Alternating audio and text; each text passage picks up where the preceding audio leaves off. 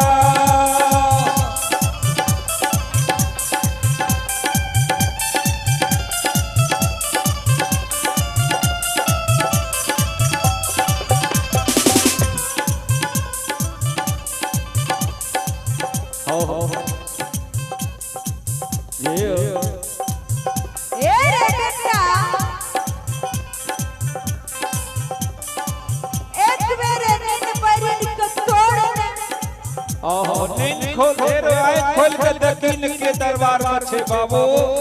आइए प्रभु के दरबार में दिव्यान सुख कुमार कार के निवासी भगवान के दरबार में बड़े उदार दिल से समझार 51 रुपये के दान है। भगवान आशीर्वाद नानी दाता का सुख शांति मंगल कामना करे।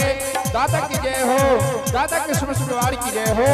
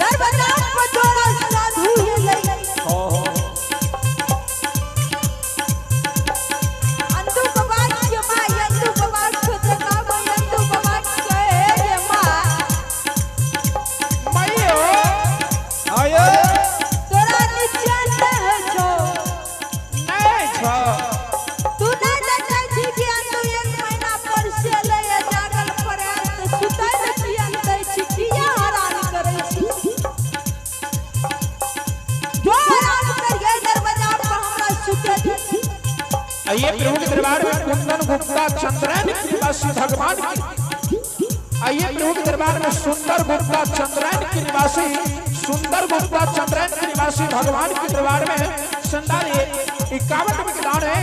भगवान श्रीमान नानी दादा की सुख शांति मंगल कामना करे। दादा की जय हो, दादा के समस्त परिवार की जय हो।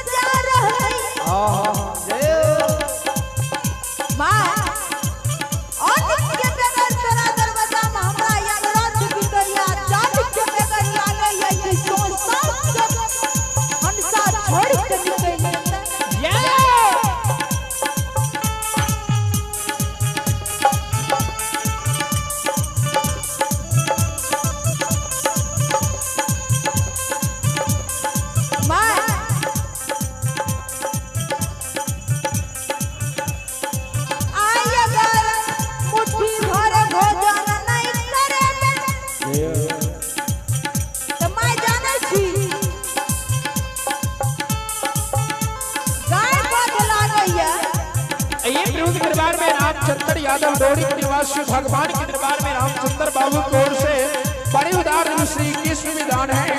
भगवान श्री मातानी को सुख शांति मंगल कामना करे। दाता की जय हो, दाता के समस्त परिवार की जय हो, जय हो,